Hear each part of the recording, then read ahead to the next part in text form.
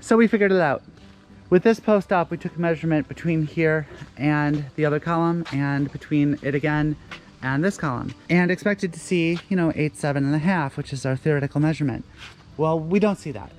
Between here we see 8.7 3/16, and between here we see 8.7 1/16. So that's a big error.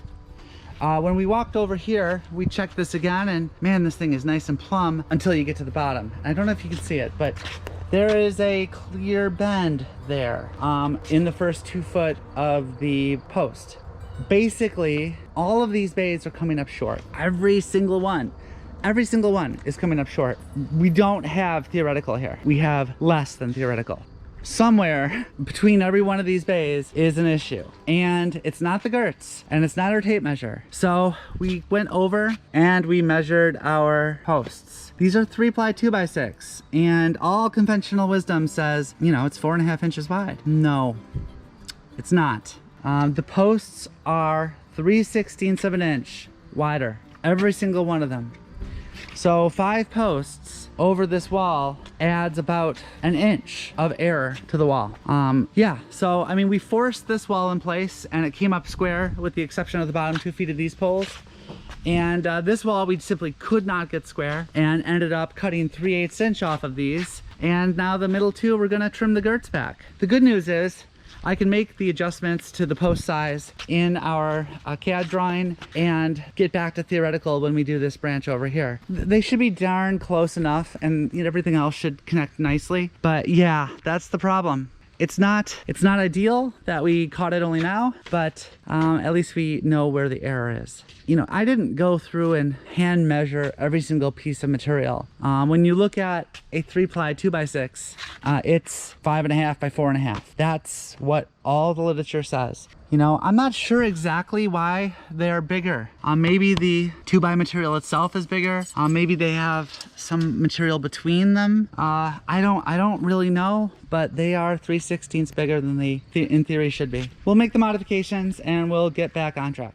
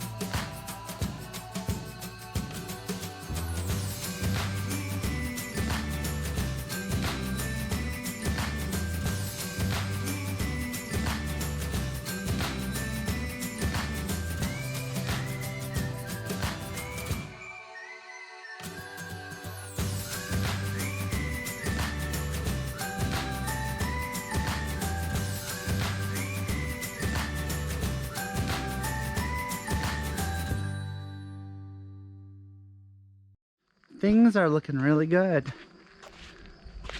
We've pushed through and we have all the girts in for the first big wall here. Deviating from theoretical because of the post width did set us back a bit, and it's made the framing of this wall a lot more complex than it should have been. Our next step, we're going to frame the windows on this wall and put our nail plate for the interior siding that'll eventually be put on.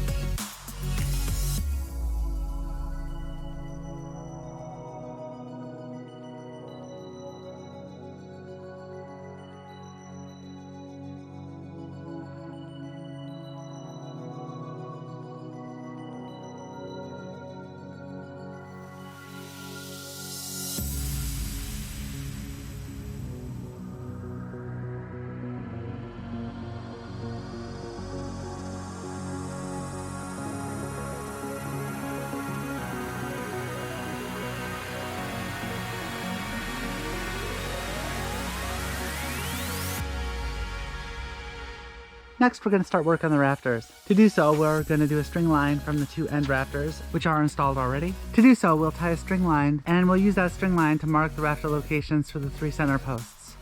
While we're there, we'll get a level on the string and verify that the 2 outer rafters are indeed level.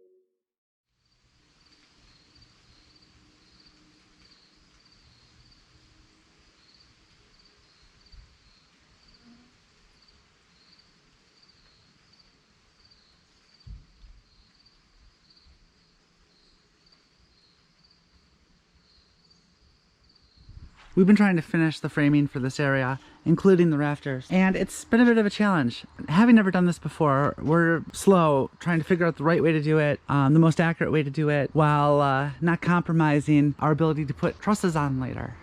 Yesterday, we took off all our diagonal north-south bracing that was going from the small post to the big posts, and it is, you know, quite wobbly at this point. We clearly need to rebrace it, but we want to make sure it's square. To help make sure it's square, we did a horizontal brace about 7 foot up the wall from side to side, and that brace is the exact same distance 7 foot up as it is on the ground level here. So we've got the opportunity to make a perfectly square thing. Now we only have to do a diagonal brace to lock it all in place. I'm hoping that the rafters are that diagonal brace, but I'm cautious. The rafters are only a 412 pitch, so it's not really enough to be super strong as a diagonal brace. Also, they're going to be a few feet up the wall from this horizontal brace here, so I don't know, there might be extra wiggle there. I'm not really that sure, but we're going to try it.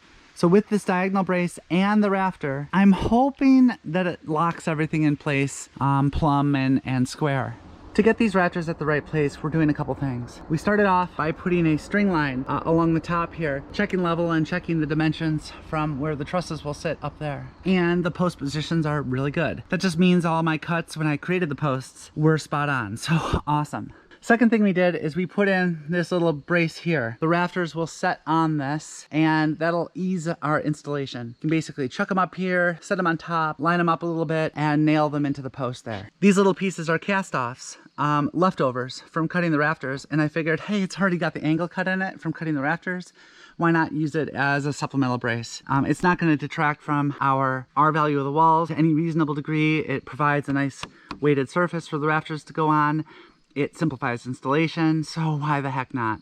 So we installed all these, and these are all at the exact right height, which should make the rafter installation much easier. We then install a string line at the bottom of the rafters, which I think you can probably see from here, from end post to end post. We've checked level, and that's indeed level.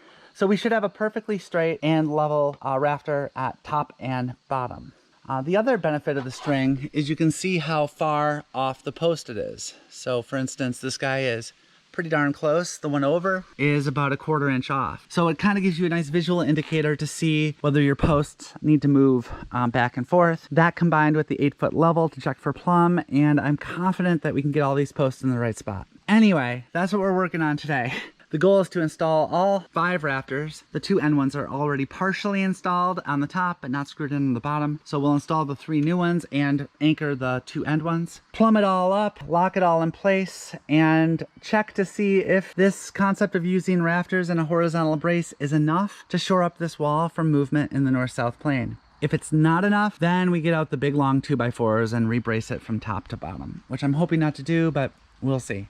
If that's what's necessary, then fine, we'll do it. Once the rafters are in place, we have one more girt to put between the bays of this far north wall, the short lean-to wall, and we have a nail plate to install and 3 windows to install. So we've got a bit more framing to do once the rafters are installed on this back wall. Oh, one other thing. We're gonna put in some hurricane bracing. Our inspector required it for the rafters and trusses. Even though our design, where these are nestled in and able to be supported completely horizontally with fasteners, probably don't require additional hurricane bracing, we're gonna do it anyway. They're 40 cents a piece, and it's a few nails. And what the heck, worst case scenario, we've doubled up on our hurricane prevention for all the hurricanes that occur here in northern Michigan.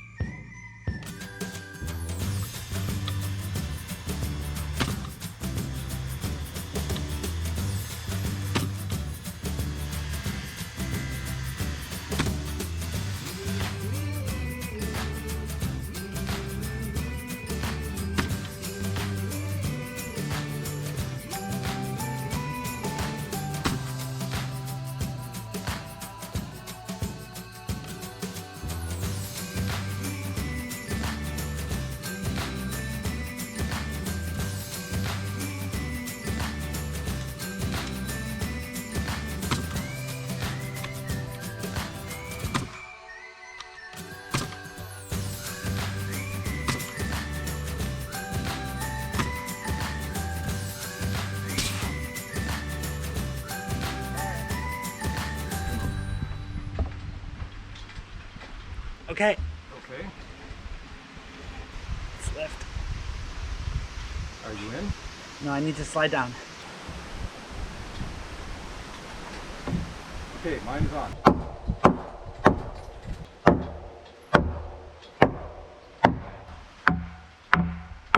There it is. Good. You're happy with that? How flush is it?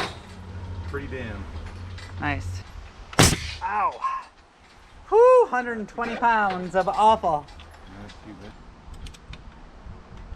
Ow.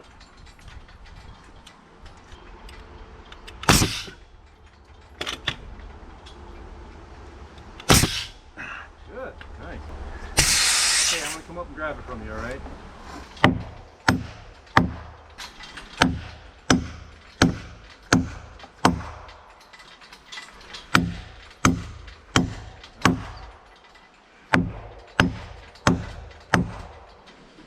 That went in pretty well. So these are 60 penny nails, which are 6¼ inch ring shank, which is a massive nail that goes through the majority of this assembly.